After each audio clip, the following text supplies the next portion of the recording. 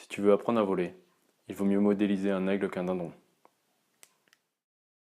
Bonjour à tous et bienvenue sur cette nouvelle vidéo sur la série de développement personnel. Aujourd'hui, nous allons voir l'importance d'avoir des mentors. Comment avoir des mentors va vous faire gagner un temps de fou pour atteindre votre objectif. C'est encore une fois, c'est quelque chose à laquelle j'ai réfléchi dans le Cantal lorsque j'étais à la méditation. En fait, je suis parti faire de la méditation une semaine dans le Cantal, c'était mon objectif. Juste avant, j'avais rencontré Hermès, donc une amie, qui elle est la plus jeune bouddhiste occidentale.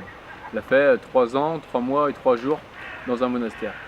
Et lorsque je lui ai dit ouais, je pars une semaine en retraite, et elle m'a dit tu pars avec qui, comment, bah je pars tout seul. Et du coup elle m'a dit t'as déjà fait de la méditation? Non. Elle me dit mais tu vas te faire chier. Ah bon?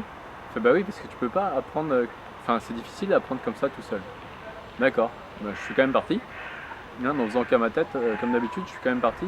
Et c'est vrai que les premiers jours là-bas, c'était assez difficile. Genre, j'avais lu un petit peu des trucs sur la méditation, se concentrer sur la respiration. Il y avait quoi, visualiser les 4 éléments. Donc c'était assez... je veux dire que ça, les 4 éléments, je les ai pas visualisés. La respiration, j'ai mis 3 ou 4 jours je pense avant de vraiment me concentrer dessus pendant 45 minutes. Sinon je partais pendant 5 minutes, je m'allongeais sur le dos, je m'asseyais sur une chaise, je me remettais en tailleur, j'avais mal aux hanches, enfin j'ai vraiment tout eu. Et c'est à ce moment là que je me suis dit mince, j'aurais peut-être dû apprendre avec quelqu'un. Mais sauf que mon gros défaut c'est que je suis assez exigeant, que ce soit envers mes formateurs, envers moi et envers les personnes que je coach.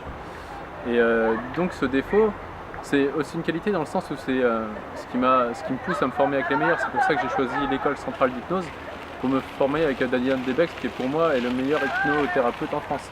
C'est pour ça que j'ai choisi l'Institut des neurosciences pour me former avec David Lefrançois, qui est le seul en France et peut-être le meilleur coach spécialisé dans les neurosciences. Mais par contre, pour la méditation, vu que je ne me suis pas assez intéressé à cette discipline, je pensais que la seule personne pouvant me l'enseigner était Bouddha. Sauf que Bouddha, j'ai eu des problèmes pour le contacter. Avoir des mentors, ça va juste être prendre des gens qui ont fait le chemin avant vous et qui vont pouvoir vous guider pour éviter les erreurs qu'eux ont faites. Et vous allez gagner un temps fou. Par exemple, Dan, qui a 49 ans d'hypnose, ce qu'il nous a appris en 35 jours, je pense que ça lui a peut-être pris 5 à 10 ans de sa vie, sinon plus. Et donc ça nous fait gagner un temps fou. Et je pense que c'est pareil dans toutes les disciplines. Il faut mieux, comme disait d'ailleurs David Lefrançois, si vous voulez apprendre à voler, il vaut mieux modéliser un aigle qu'un dindon. Et c'est totalement ça.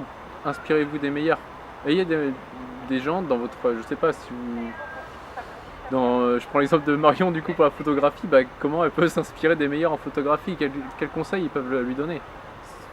Voilà, et juste prendre le temps de... Parce que souvent les mentors, on croit qu'ils sont inaccessibles et pour autant si on se renseigne, on peut arriver à avoir leur adresse mail ou leur numéro de téléphone et leur envoyer un mail et ils vont répondre souvent. Des fois il faut les relancer quelques fois mais ils vont répondre. Et voilà, et pareil en sport.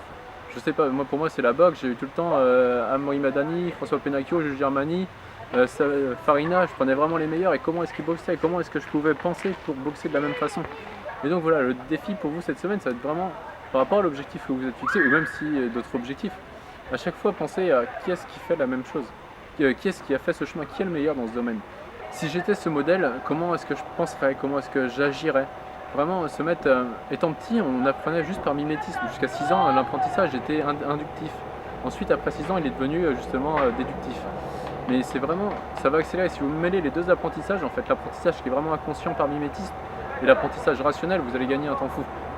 Donc voilà, je vous encourage cette semaine à contacter ou vous inspirer de mentors pour vous, de choisir dans les domaines qui vous sont chers, des modèles qui pourront vous ouvrir le chemin de la réussite et vous faire accélérer.